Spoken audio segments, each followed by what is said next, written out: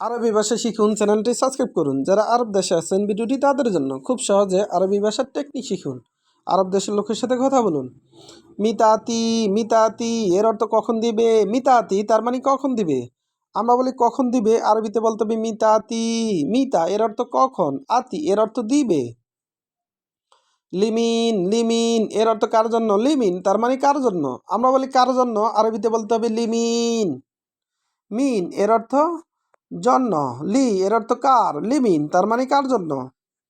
আলাতুল আলাতুল এর অর্থ সবসময়, আলাতুল তার মানে সবসময়। আমরা বলি সবসময়, আরবিতে বলতে হবে আলাতুল। গাচ্ছিল গাচ্ছিল এর অর্থ দৌত করা, গাচ্ছিল এর অর্থ দৌত করা বা কাপড় চোপড় ধোয়া। নাদিব এর অর্থ পরিষ্কার করা, আবার নাদাফা এর অর্থ পরিষ্কার করা। আমরা বলি পরিষ্কার করো, আরবিতে বলতে হবে নাদিব। আমরা বলি পরিষ্কার করো, আরবিতে বলতে হবে নাদাফা। এবগাসাই এবগাসাই এর অর্থ কিছু লাগবে। এবগাসাই তার মানে কিছু লাগবে। আমরা বলি কিছু লাগবে, আরবিতে বলতে হবে এবগাসাই। এবগা এর অর্থ লাগবে, সাই এর অর্থ কিছু, এবগাসাই তার মানে কিছু লাগবে।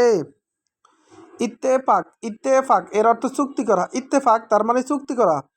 আমরা বলি চুক্তি করা, আরবিতে বলতে হবে ইত্তেফাক।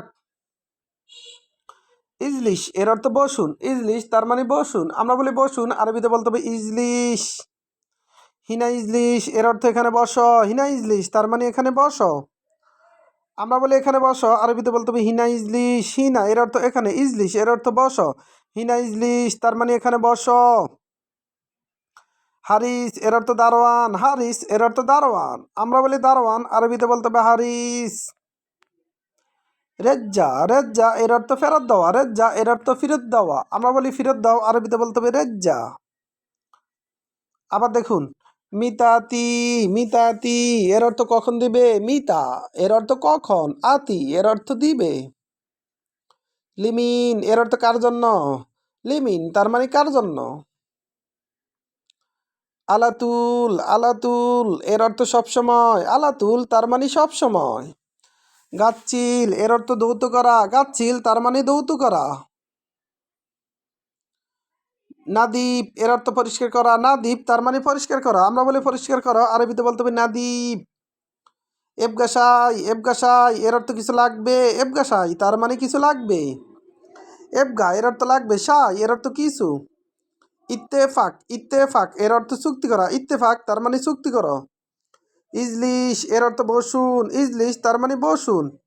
আমরা বলি বসুন, আরবিতে বলতে হবে ইজলিশ।